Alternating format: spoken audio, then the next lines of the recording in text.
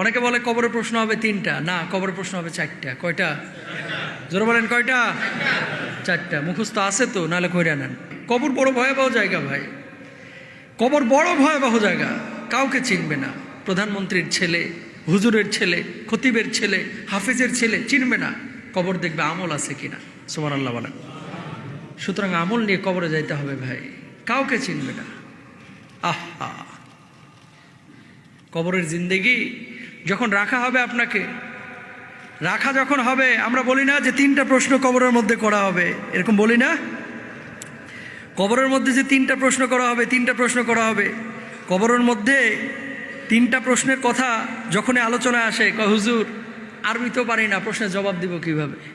আসলেও তো আরবি পারেন না। আরবি ভাষা কি আপনি পারেন? পারেন না।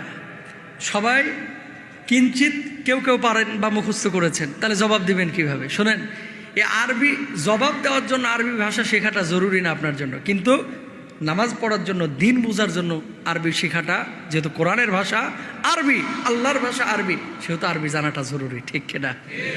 কবরের প্রশ্নের উত্তর অটোমেটিক চলে আসবে। অনেকে বলে কবরের প্রশ্ন হবে 3টা, না কবরের প্রশ্ন হবে 4টা। কয়টা? জোরে বলেন কয়টা? 4টা। মুখস্থ আছে তো, নাহলে কইরা নেন। 1 নম্বর প্রশ্ন কি হবে? কি? মার রব্বুকা, তাই না?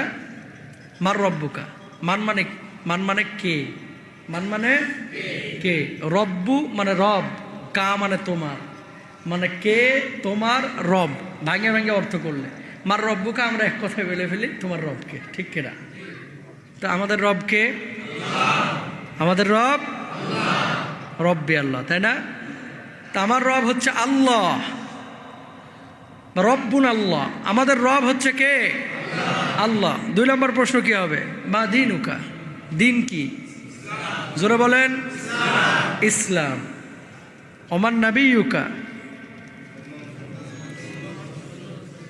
নবীকে মোহাম্মদ রাসূলুল্লাহ সাল্লাল্লাহু আলাইহি ওয়াসাল্লাম অথবা আল্লাহর নবী সাল্লাল্লাহু আলাইহি ওয়াসাল্লামকে সামনে পেশ করা হবে। মান হাদার রজুল, এই ব্যক্তি কে? যখন আপনি বলবেন ইনি হচ্ছেন সর্বশেষ নবী মুহাম্মদুর রাসূলুল্লাহ সাল্লাল্লাহু আলাইহি ওয়াসাল্লাম। এরপরে চতুর্থ যে প্রশ্নটা আপনাকে করা হবে, প্রশ্ন করা হবে ওমা ইদরিকা, যে এটা তুমি কিভাবে জানলা, এগুলো জানলে কিভাবে? সে বলবে করাতু কিতাবাল্লাহি ফাআমানতু বিহি ওয়া সাদ্দাকতু, এগুলো আমি আল্লাহর কোরআন পড়ে জেনেছি। অথবা বলা হবে তুমি সত্য বলেছ। আর যখন এই ঘোষণা হয়ে যাবে, ইয়া আইয়্যাতুহান নাফসুল মুতমাইন্না ইরজিই ইলা রাব্বিকি রাদিয়াতাম মারদিয়া ফাদখুলি ফি ইবাদি ওয়াদখুলি জান্নাতি। সুবহানাল্লাহ বলেন না? কোথায় চলে যাও? জান্নাতে চলে যাও। যখন রূহটা কবজ হবে না, এভাবে সম্বোধনও করা হবে। তো কবরের প্রশ্ন হবে 4টা, তোমার রবকে, তোমার দিন কি, তারপরে তোমার নবীকে বা এই ব্যক্তিকে। চতুর্থ প্রশ্ন হবে এগুলো জানলা কোত্থেকে? তাহলে প্রশ্ন কয়টা বলছিলাম? 4টা।